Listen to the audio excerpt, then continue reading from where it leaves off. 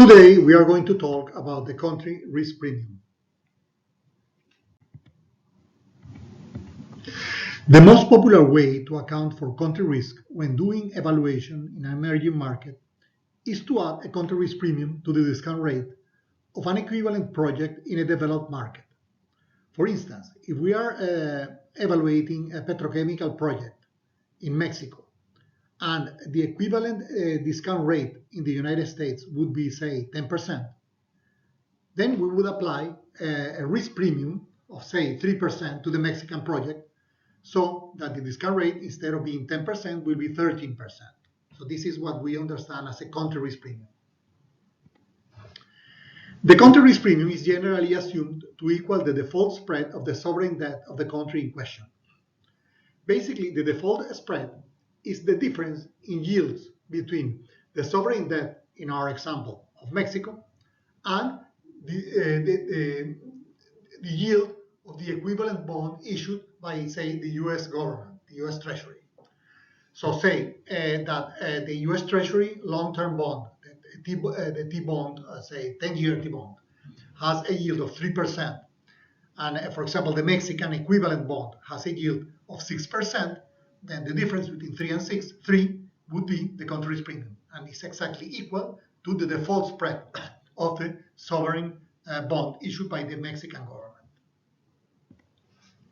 In this video, we will discuss the problems associated with this approach. First critique regards using a country risk premium as a measure of risk. Country risk premium measures a government's default risk, which is quite probably different from the project's risk. So when we think of a country risk premium, say the 3% for the Mexican example, investors are demanding a higher yield in the case of the Mexican bond because they appreciate a certain probability of default of the Mexican government on this debt. However, the risk of the petrochemical project not necessarily has anything to do with this probability of default by the Mexican government. So it's not the same thinking in terms of the probability of default of the government and the country risk associated with a particular project. Also, there might be other projects in Mexico which are less risky or more risky in political terms, in country risk terms. Okay, so not necessarily every project in Mexico will have exactly the same country risk, the same political risk. So it's very simplistic to apply a single country risk premium to every project in a particular country. The other question is, should the project's country risk affect the discount rate, the cash flows, or both? Well, there is no doubt that a country risk affects the cash flows.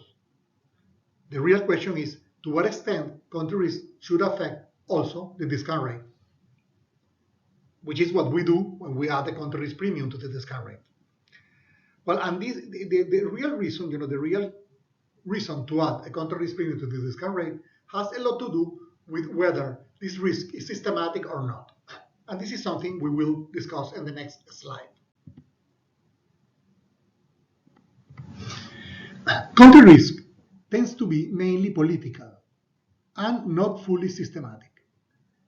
Generally, the main source of country risk are political measures that have nothing or very little to do with what is going on in the capital markets worldwide, which would be the measure of systematic risk. If this political risk, if this country risk were closely correlated with what is going on, say, in the capital markets worldwide, then the risk will be mainly systematic. However, usually this country risk is mainly political and has very little to do with what goes on in the world's capital markets.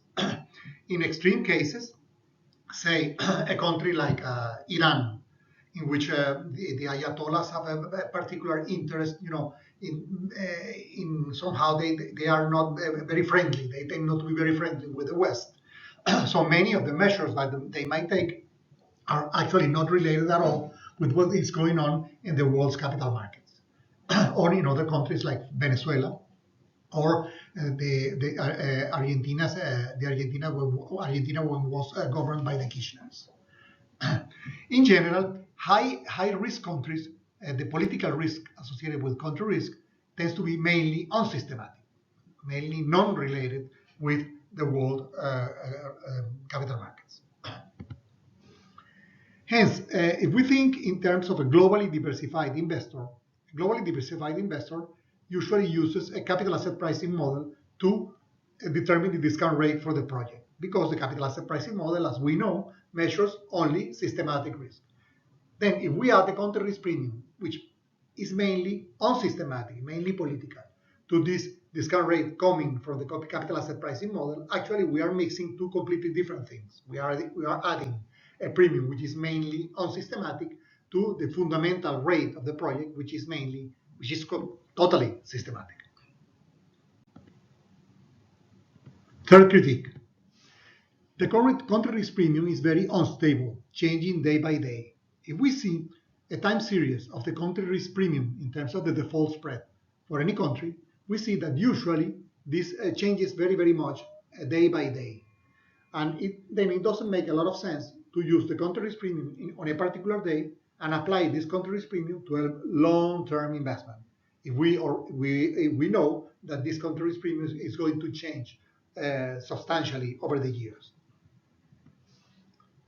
Also, another issue which is important is to what extent the management of the company which is investing in this particular country is knowledgeable about the political side of these countries. Sometimes management is very knowledgeable about how to deal with the politics in a particular country.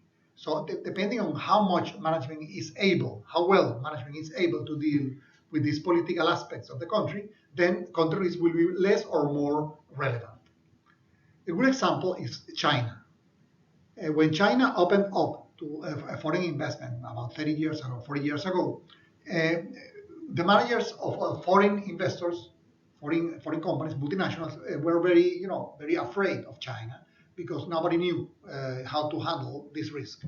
But over the years, they have been more and more accustomed to deal with the Chinese, and nowadays political risk in China is not appreciated to be as big as it was 20 or 30 years ago. So we can see that country risk also varies depending on what is the learning process of management in this regard.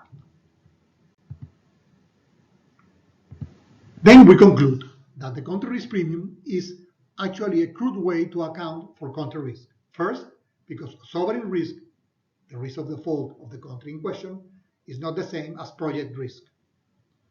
Second, because adding a country risk premium to the discount rate when we are using the capital asset pricing model might be incompatible with this model, because this country risk premium usually measures mainly unsystematic risk. And third, country risk is unstable, changes very much over time, and also is manageable. So managers might learn how to handle country risk premium in a particular situation over the years.